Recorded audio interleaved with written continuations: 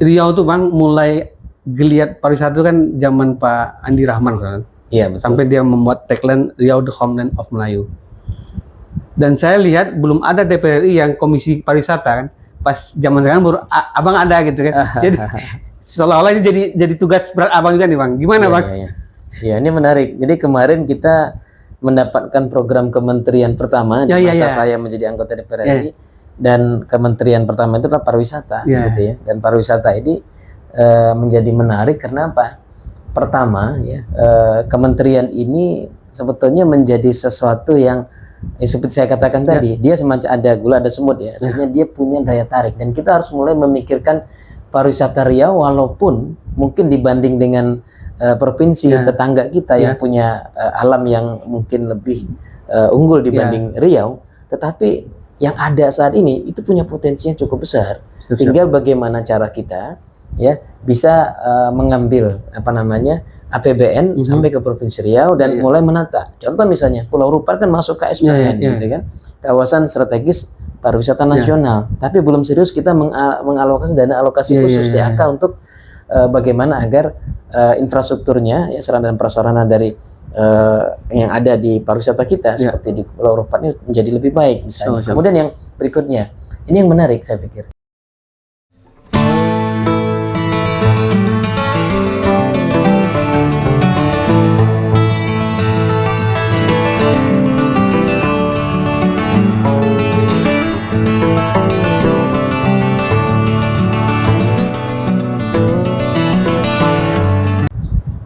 Assalamualaikum warahmatullahi wabarakatuh, Sobat Pariwisata. Alhamdulillah kita kembali podcast kali ini bersama anggota DPR RI Dapil Riau, Bang Hendrik Munif. Assalamualaikum Bang. Waalaikumsalam warahmatullahi wabarakatuh. Makasih Bang sudah mengagendakan sebelum Bang caleg lagi Bang. Alhamdulillah bisa lah bertemu dengan Abang. Ya, Bang. Kita juga pengen ngupas lah, Abang kan saya lihat kan dari berbisnis, terus terjun di politik, terus 3 kali calon Bang ya? Iya. Terus berjuang, qadarullah alhamdulillah 2024 nih diamanahkan. Sedikit Bang, silakan Bang histori Abang. Baik. Bismillah. Ya, bismillahirrahmanirrahim. Assalamualaikum warahmatullahi wabarakatuh. Alhamdulillah pada kesempatan hari ini ya kita dapat bersilaturahim ya. Memang kalau bincang tentang perjalanan ya saya hari ini jadi anggota DPR RI diawali dari aktivitas sosial di masyarakat. Jadi saya itu memang pendidikannya itu SD itu di Pekanbaru sama SMP 4 Pekanbaru, SD Teladan dan SMP 4. Tapi kelas 2 itu sudah ke Bandung. Hijrah. SMP 7 Bandung, SMA Negeri 2 Bandung. 4 ya Fakultas Ekonomi 4 ya. Setelah itu selesai, saya lanjut S2 Malaysia. Tahun 2009 baru saya kembali ke MBA di Malaysia ya? Malaysia. Nah, setelah itu 2010 saya merintis yang namanya Al-Fikri, Sekolah Islam Terpadu ya. Mulai dari SD IT-nya ya, sampai hari ini ada SMA IT. Jadi memang kalau kita melihat dalam perjalanan itu ya memang saya sudah ibaratnya itu lebih banyak di dunia pendidikan ya dan juga sosial ya. Dan juga di dunia usaha bisnis. Itu saya mendirikan Forum Bisnis Riau tahun 2010 ya. Jadi memang sejak awal saya sudah banyak merintis usaha, bahkan sejak masa saya sekolah dan kuliah itu ya, dari SMP, SMA, kuliah itu memang saya merintis usaha.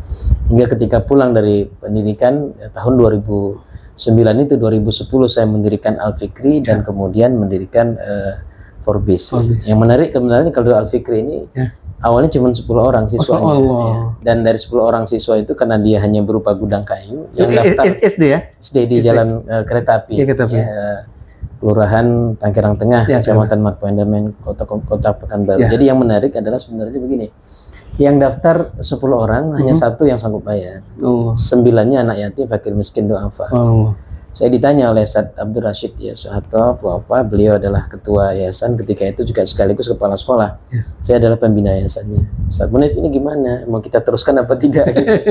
Karena 9-nya berharap beasiswa. Maka saya bilang begini, Ustaz Rasid, ada hadis Nabi yang mengatakan innama tunsuruna wa turzaquna bidu'afaikum. Sesungguhnya Allah akan menolong kita, ya, innama tunsuruna wa turzaquna, dan bahkan memberikan rizki kepada kita ketika kita menolong orang-orang lemah di antara kita, yang bidu'afaikum. Jadi saya bilang, ya kita buktikan hadis ini. Maka saat itu kami kan ada 6 bersaudara. Saya nomor 2 kan, abang saya, adik saya, termasuk ibu ayah saya ajak untuk menjadi orang tua asuh, termasuk istri saya. Jadi 6 plus 2 orang tua tambah dengan istri, jadi 8 plus 1 9. Jadi 9 orang itu punya orang tua asuh semua.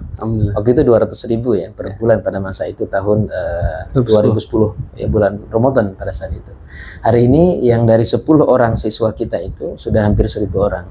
Yang mulai dari PAUD, TK IT, SD IT, SMP IT, SMA IT, Al-Fikri. Nah, jadi itulah mungkin bisa dikatakan investasi sosial di masyarakat yang telah saya laksanakan. Kemudian Forbes, ini Forbes jarak sebulan lah ya, lebih kurang. Kalau itu Agustus, kalau berdirinya Al-Fikri, kemudian 2010 juga, tapi sekitar bulan September.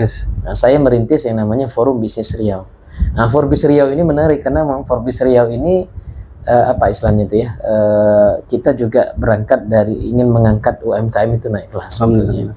Artinya kita ingin membantu para usaha mikro, usaha kecil, usaha menengah dengan cara mengajak beberapa pengusaha-pengusaha yang mungkin bisa berada katakan di atasnya untuk bisa sama-sama istilahnya itu kita bimbing, kita bina, kita ajarkan untuk mereka bisa mendapatkan beberapa skill ya, sehingga mereka bisa kemudian berkembang ya, usahanya dan seterusnya. Alhamdulillah hari ini ya kita sudah melakukan pembinaan ataupun pendidikan ya, mulai dari pertama pelatihan, kemudian kita lakukan mentoring bisnis, kemudian kita melakukan coaching bisnis, hingga kemudian kalau dalam data yang pernah kita ini kan itu sekitar 12.575 ya UMKM se-Provinsi Riau di 12 kota kabupaten. Hari ini kita sudah mulai melakukan pendataan kembali dan kemudian mulai merapikan ya, agar lebih terdata dan lebih rapi lagi, dan saya berharap ini bisa lebih luas lagi ya jangkauannya, dan melalui posisi saya hari ini di anggota DPR RI Komisi 7 yang kebetulan ya di situ ada UMKM-nya, Kementerian UMKM, Kementerian Ekonomi Kreatif, Industri dan Pariwisata. Jadi saya melihat bahwa ya Allah yang menakdirkan untuk ini, qadarullah, kemudian berada di, saya teruskan, berarti saya akan melanjutkan perjuangan saya untuk membina para UMKM ini. Nah, inilah yang sangat besar harapan kita agar para UMKM kita bisa naik kelas. Nah, kemarin saat RRI ya kita melaksanakan itu banyak sekali dialog mungkin disampaikan, dan saya berharap ini bisa kita tindak lanjuti, tapi punya program ya. Artinya begini, misalnya bicara pariwisata ya, misalnya di Asita ya, kita berharap nanti kawan-kawan ya bersama-sama gimana kita melakukan menyatukan potensi dan melakukan kolaborasi dan bisa bersinergi agar pariwisata di Provinsi Riau bisa berkembang ya. Nah, karena begini, kalau bahasanya itu sederhananya begini, kalau ada semut, ada gula, ada semut ya. Ketika ada pusat di mana orang berkumpul banyak, terjadi traffic kan. Artinya kalau ada daya tarik misalnya pariwisata, maka saat itu akan ada traffic. Traffic itu mungkin udah ada penyewaan kendaraan, mungkin ada orang yang kemudian jual beli makan minum dan sebagainya. Magnet destinasi. Nah, ini yang sebetulnya ingin kita harapkan kalau kita mampu menghidupkan pariwisata. Kemudian di situ ada industri kecil menengah misalnya IKM ya, bisa kita tumbuhkan ya dengan kriya produk-produk yang bisa dihasilkan ya, kerajinan tangan yang ada, kuliner yang mungkin khas daerah bisa dihasilkan ya, dan industri ekonomi kreatif yang bisa dihasilkan dari itu, dan terakhir adalah UMKM kita bisa kita tumbuhkan. Maka saya merasa ini kayaknya kementerian yang ada di Komisi 7 ini sangat bersesuaian dengan apa yang telah saya lakukan. Jadi semacam satu episode lanjutan ya, episode lanjutan. Disusun. Ya, kata Allah seperti itu. Kemudian ada 4 badan ya, selain 4 kementerian tadi, perindustrian, pariwisata, ekonomi, UMKM, ada lagi 4 badan, yaitu BSN. BSN itu Badan Standarisasi Nasional. Nah, seperti SNI, Standar Nasional Indonesia ya. Kita sering lihat di helm-helm itu ada SNI kan. Kemudian sertifikasi produk ya. Sertifikasi halal itu ya, itu ada di lembaga ini ya. Jadi kita juga rencana insya Allah kalau tidak ada halangan nih dalam waktu dekat akan melaksanakan festival ataupun UMKM Expo ya. Sungkeran UMKM dengan itu. Iya. Nah, ini rencana kita bersama BSN itu kita akan selenggarakan. Lagi kita susun nih, dan juga dari Kementerian Perindustrian sudah mengumpulkan tenaga ahli DPR RI ya di Komisi 7 untuk membahas juga ada beberapa program yang mudah-mudahan bisa simultan. Nah, kemarin kita program Kementerian Pariwisata, ini sekarang Kementerian Perindustrian menyusul BSN nih akan ada, dan kita akan merancang berbentuk festival ataupun expo UMKM dilaksanakan kalau tidak ada halangan di bulan Juni bulan depan.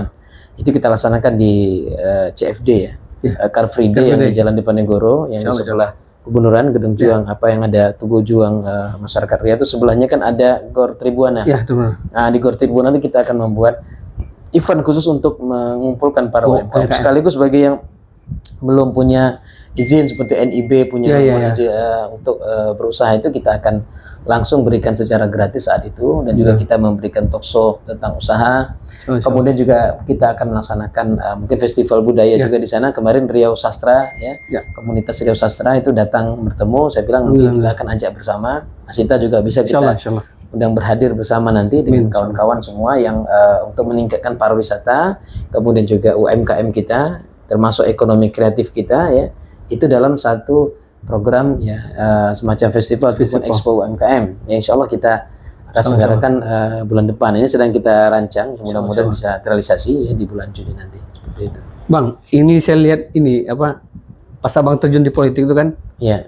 Dari PK bang ya? PK. Iya, masa dulu. Terus abang kan sudah 3 kali tuh di calon DPR RI ya? Iya. Nah itu gimana? Jadi menarik, di tahun 2014 pertama sekali saya maju DPR RI itu. Suara saya 14.000 pada saat itu ya. Dan saya membantu ya anggota DPR RI kita pada saat itu dari PKS itu di periode ketiganya itu di kursi yang terakhir ya 7, dan saya bahagia bisa membantu beliau karena kurang 7.000 aja mungkin beliau tidak dilantik pada saat itu, tapi dengan adanya 14.000 saya ini membantu beliau. Alhamdulillah. Dan 2019 saya menjadi ketua partai, ketua PKS ya, periode 2015-2020 pada masa itu. Pada 2019 saya kemudian dicalekkan kembali ya. Pada saat itu sebetulnya bukan DPR RI ya, tapi di provinsi. Cuman saya berpikir kemarin saja kalau suara saya nggak ada kan mungkin kursi PKS akan hilang, maka saya bilang kepada DPP sebagai ketua DPW PKS Riau, saya sampaikan saya insya Allah siap. Saya bilang untuk di mana saja diletakkan di provinsi, Dapil Pekanbaru saya siap, DPR RI Dapil Riau 1 juga saya siap.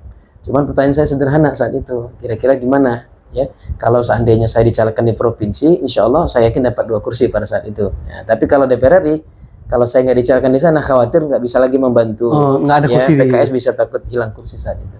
Maka dengan spirit untuk membantu PKS, tapi saya tidak punya niat menjadi anggota dewan, cuma ingin membantu saat itu. Suara saya meningkat menjadi saat itu menjadi 60.000, dari 14.000 ke 60.000, meningkat 450% atau 4,5 kali lipat, 14.000 ke 60. Nah, tapi kata Allah yang belum saat itu saya belum duduk ya, belum ditakdirkan duduk. 2024 ini suara saya sebenarnya turun dari 60 ke 50. Nah, tapi Allah takdirkan saya duduk karena suara PKS meningkat dari 140.000 jadi 152.000. Meningkatnya signifikan. Artinya meningkat 100.000 lebih dari 2019. Nah, jadi PKS sebetulnya di tahun 2024 ini mengalami peningkatan signifikan ya. Tapi secara kumulatifnya meningkat, suara saya berkurang karena banyak yang maju bersama dengan kita, terbagilah. Saya lebih tinggi sedikit saja sebetulnya dari kawan-kawan yang lain sebagai caleg DPR RI ketiga itu. Qadarullah hari ini duduk bagi saya ya kerjasama ya dalam satu tim. Teamwork itu penting. Ya. Jadi saya meyakini saya duduk hari ini bukan karena saya sendiri, tapi juga pertama karena qadarullah, karena pertolongan Allah, karena Allah yang memberikan kemenangan itu. Yang kedua ya karena kerjasama. Ya kita di dalam pencalekan itu kita bersama-sama, makanannya kita alhamdulillah hari ini ya ada dana kerahiman, ada upaya untuk saling membantu saudara-saudara kita, dan kita menjaga ya agar spirit kebersamaan itu ada, sehingga mudah-mudahan ya lebih berkah kalau kita menjaga kerjasama tim itu dan menjaga silaturahim kita terjaga seperti itu. Riau tuh Bang mulai geliat pariwisata itu kan zaman Pak Andi Rahman kan. Iya, betul. Sampai dia membuat tagline Riau the Homeland of Melayu. Dan saya lihat belum ada DPR RI yang komisi pariwisata kan. Pas zaman sekarang baru abang ada gitu kan. Jadi seolah-olah ini jadi tugas berat abang juga nih Bang. Gimana Bang? Ya, ini menarik. Jadi kemarin kita mendapatkan program kementerian pertama di masa saya menjadi anggota DPR RI, dan kementerian pertama itu adalah pariwisata, gitu ya. Dan pariwisata ini menjadi menarik karena apa?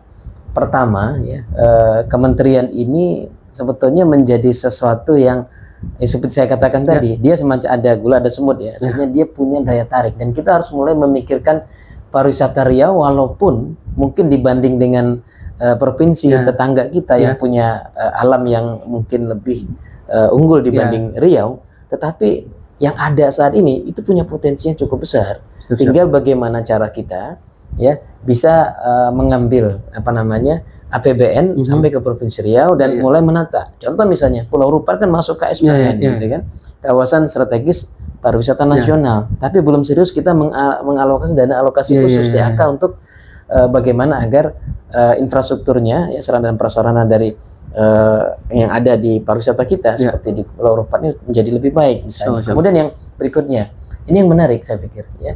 Ketika kita berbicara tentang pariwisata di Provinsi Riau, kita punya wisata sejarah seperti Istana Siak.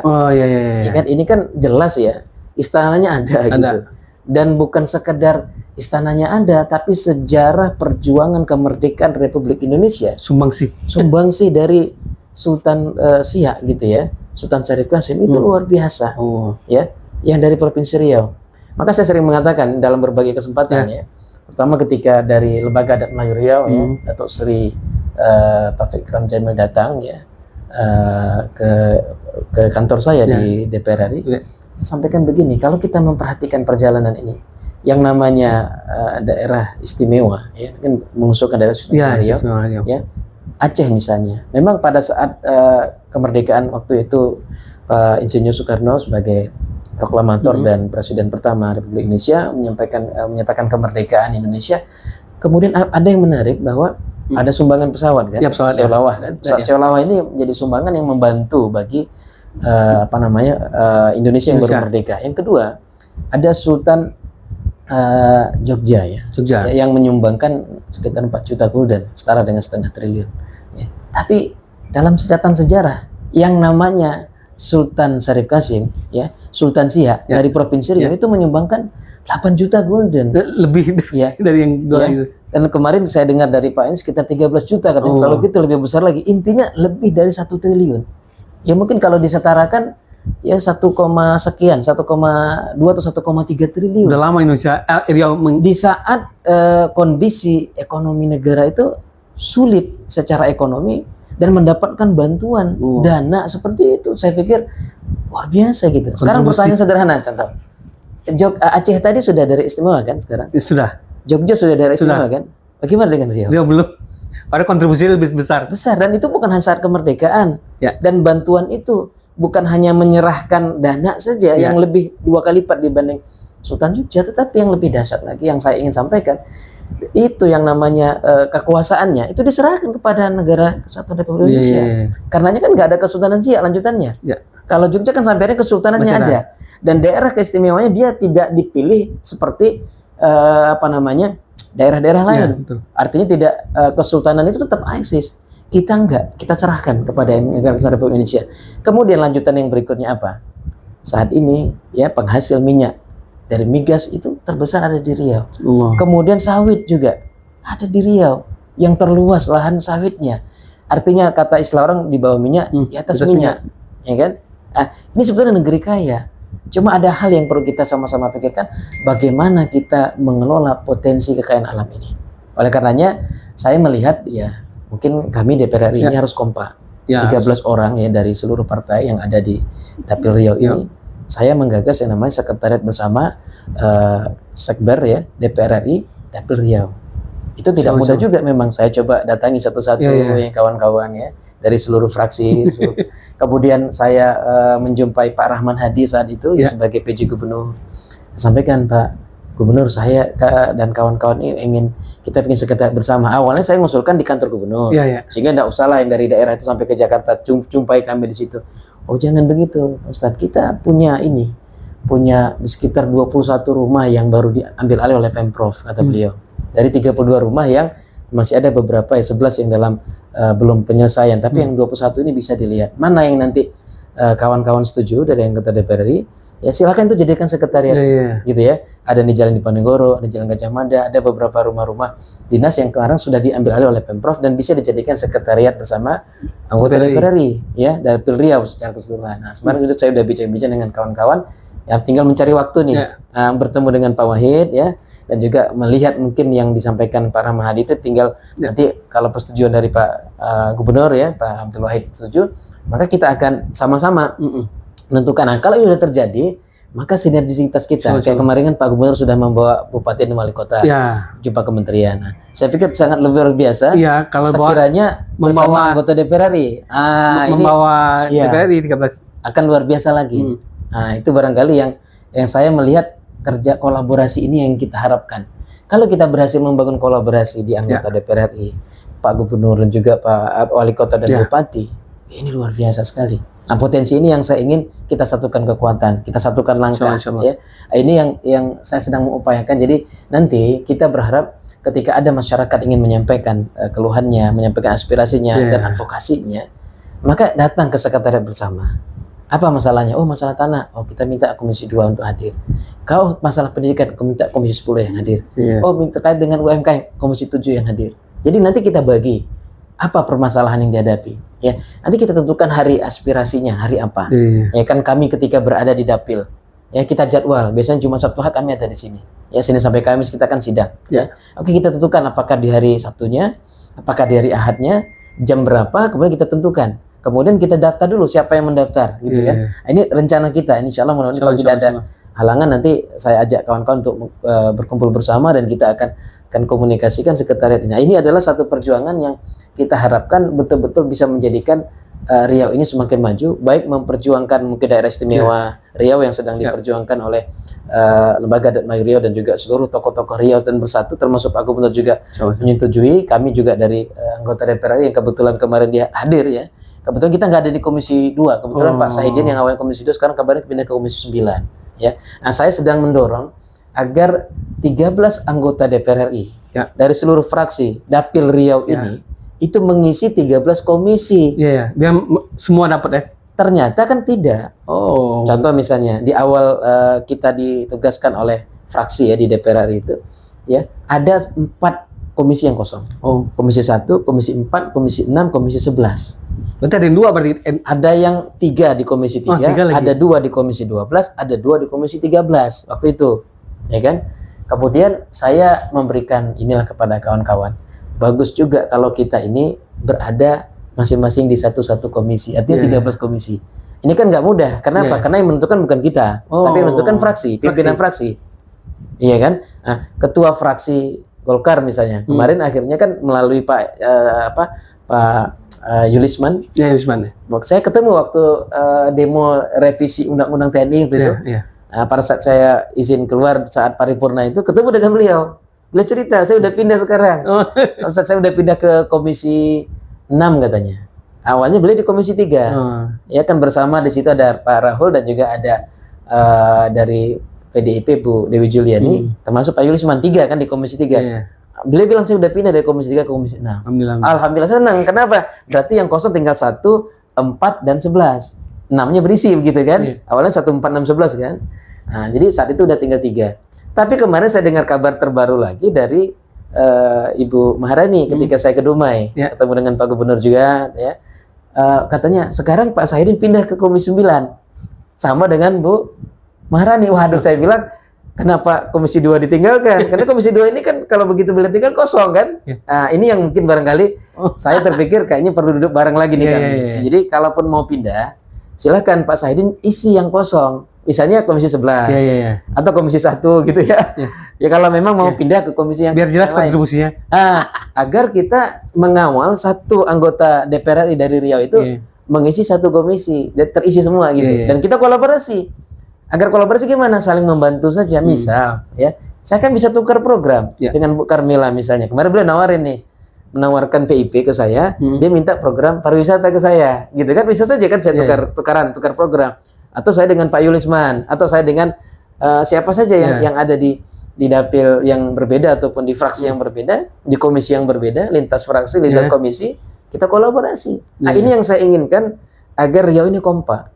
Sehingga ketika ada keluhan dari masyarakat Riau, kita nggak lihat dapil, kita nggak lihat apanya, tapi sama-sama kita dari Riau. Nah, kita bantu kepada saudara kita yang lain gitu. Nah, makanya ketika datangnya Lembaga Datma Riau ke Jakarta saat itu, saya sampaikan bahwa awalnya beliau menyampaikan Komisi 1, saya bilang bukan, ternyata Komisi 2. Oh, Komisi 2 ada Pak Sahidin. Oh, Pak Sahidin udah pindah kata beliau. Ya, akhirnya saya bantulah mencari anggota DPR RI Komisi 2 dari fraksi PKS. Saya pertemukan dengan Pak Rahmat Saleh ketika itu dari Sumatera Barat 1. Alhamdulillah beliau mendampingi saya di sekitar di kantor paripurna ruang plenonya fraksi PKS, dan ini sedang bergulir nih. Kita sedang pantau nih. Kita kebetulan ada 4 orang anggota DPR RI dari fraksi PKS di Komisi 2. Saya minta bantuan melalui fraksi, tolong bantu agar perjuangan daerah istimewa Riau yang ada di Komisi 2 itu, kebetulan kita nggak ada orang Riau lagi karena sudah pindahnya Pak Sahidin. Tapi kan saya bisa bantu melalui kawan-kawan fraksi. Nah, mungkin seperti ini yang saya maksud. Artinya kita kolaborasi itu nggak melihat dia dari partai mana, dari fraksi mana, tapi kita sama-sama berjuang. Nah, inilah salah satu spirit dan semangat membangun kebersamaan, dan memang ya perlu perjuangan memang ya, karena membangun kebersamaan itu ya kita harus sering-sering ngopi, kita harus sering-sering ngobrol, kita harus sering berkunjung silaturahim kan, agar terbangun spirit kebersamaan dalam memperjuangkan Riau ini ya di antara kami anggota DPR yang ada. Bang, ini kan Asita, kan kami itu punya planning tuh Bang, Asita Trail Run. Itu kan cenderung kan hutan lah Bang. Emang bisa tuh Bang antar pariwisata dengan hutan disinergikan itu? Antara Asita dengan Kementerian Pariwisata dengan Kementerian Kehutanan gitu? Oh bisa. Bisa juga. Jadi begini, saya bilang kolaborasi itu adalah kata kunci yang disampaikan oleh Pak Prabowo ketika pertama kali berpidato. Jadi saya pikir ya tidak ada satupun di antara kita yang bisa berjuang sendirian.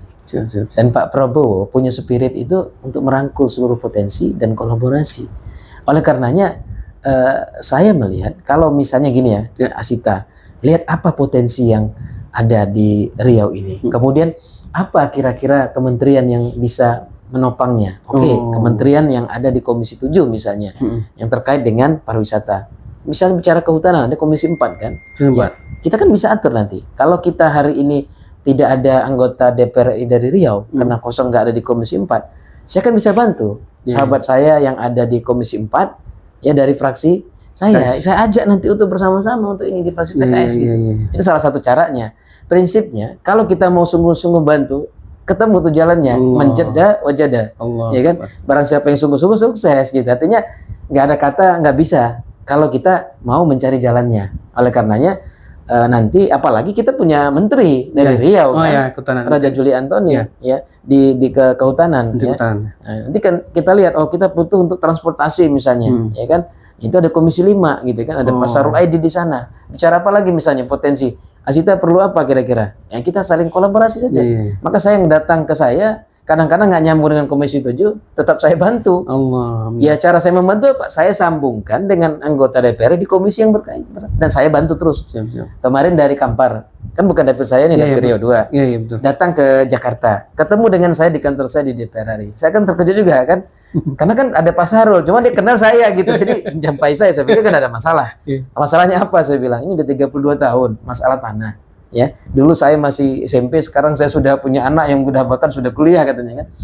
Artinya perjuangan ini sangat panjang, dan dia bersama dengan rombongan pada saat itu datang untuk masalah tanah lahan ya, permasalahan lahan yang kemudian saya sambungkan dengan Komisi 2. Ya, Komisi 2, kemudian saya sambungkan ke Komisi 6 karena ada kaitan dengan BUMN. Itu subhanallah, mereka sangat bahagia sekali karena sekian lama, sekian puluh tahun itu enggak pernah selesai, akhirnya teragendakanlah pembahasan itu. Dan saya dapat kabar kemarin dari Pak Rizal Bawazir Komisi 6, waktu itu ditelepon, kebetulan yang menghubungi saya ini nomor HP-nya ganti.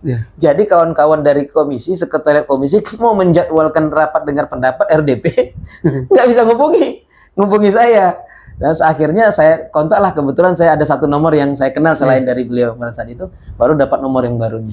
Itu alhamdulillah terjadilah dengar pendapat dengan Komisi 6 dengan BUMN yang bermasalah terkait dengan lahan di Kabupaten Kampar. Artinya apa? Artinya saya bisa membantu yang sebetulnya nggak ada kaitan dengan komisi saya, Komisi 7, tapi ini Komisi 2 dan Komisi 6, ya nggak ada hubungan sebetulnya. Dan juga tidak ada hubungan dengan dapil saya. Tapi Dapil kan satu itu berdua. artinya seperti itu. Bahkan mohon maaf nih, kemarin saya juga dijumpai oleh sahabat saya yang mungkin dari daerah yang lain ya, ada yang dari NTB. Bisa nggak bawa Kementerian UMKM ke NTB? Kan nggak ada hubungan dengan saya. Saya bilang kenapa nggak bisa? Wilayah saya ini kan Indonesia, ya kan? Cuma nanti kan saya bisa tukeran program dengan sahabat saya yang anggota DPR RI, dapil NTB, iya kan? Dia ada di Komisi 4. Nah, saya bilang bisa nggak bantu alat pertanian untuk Riau kan gitu, saya bilang. Saya nanti hal-hal yang kayak begini saya pikir adalah upaya kita mencari jalan. Jadi tidak ada kata tidak bisa selagi kita mau berusaha. Bang, ini kan masih ada 4 tahun lagi nih kan? Iya. Kira-kira apa yang belum terselesaikan di Riau, Bang? Lumayan nih. Kalau saya melihat Riau ini punya potensi luar biasa. Dan kata kunci keberhasilan kita melihat potensi alam yang luar biasa ini adalah ya melahirkan orang-orang yang luar biasa. Itu orang yang mau melakukan sesuatu dengan yang tidak biasa. Artinya kalau situasi hari ini sulit ya dihadapi oleh pemerintah daerah ya, kota, kabupaten, dan provinsi dalam situasi efisiensi dan sebagainya, termasuk kita yang di pusat hari ini, saya pikir itu justru tanda ya. Jadi bahasanya kalau dalam Al-Quran innamal usri yusran, kan bersama kesulitan dan kemudahan. Jadi kesuksesan itu beririsan atau membersamainya ada satu proses. Jadi kalau kita menghadapi kesulitan, ya bahasanya begini, kalau kita mendapat ujian yang besar, ketahuilah sebentar lagi akan ada kemenangan besar di hadapan kita. Kita lihat para nakhoda, kalau ibarat lagu kita Lancang Kuning ya, berlayar malam, ya kan? Kalaulah nakhoda ya tidak paham, maka kapal pun akan tenggelam. Artinya kemampuan penguasaan ya seorang nakhoda sebagai pemimpin itu menguasai samudra dan menguasai kapal dan juga ABK-nya dengan baik. Kepemimpinan itu kata kunci ya. Maka saya ingin mengatakan bahwa kalau kita bicara hal yang seperti itu, maka potensi Riau ini ya perlu seorang pemimpin yang mampu mengenali potensi dari kekayaan alam yang ada di Provinsi Riau dan juga SDM-nya untuk disatukan seluruh potensinya, mulai dari Bupati, Wali Kota, ya, Pak Gubernur bersama dengan DPR RI ini, bahkan juga mungkin orang Riau yang ada di kementerian, itu mulai kita bangun komunikasi hingga kita bisa berkolaborasi seluruh potensi tadi, ya. Dan kita tidak pernah mendengar misalnya seorang nakhoda kapal dikatakan hebat kalau belum melalui apa istilahnya itu badai yang besar, benar nggak? Kenapa dia hebat? Karena dia telah melalui badai tapi kapalnya nggak pecah, tetap bertahan dan selamat seluruhnya, benar nggak? Itu artinya dikatakan hebat.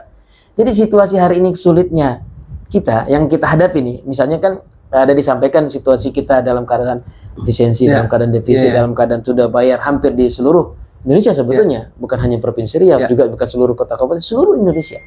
Maka siapa yang bisa melihat permasalahan ini sebagai opportunity, nah ini kata kuncinya, peluang, dan mampu bersungguh-sungguh melihat peluang-peluang itu walaupun sekecil apapun, dan mampu melakukan kolaborasi dan sinergi, maka dia yang sukses. Nah, saya termasuk yang optimis.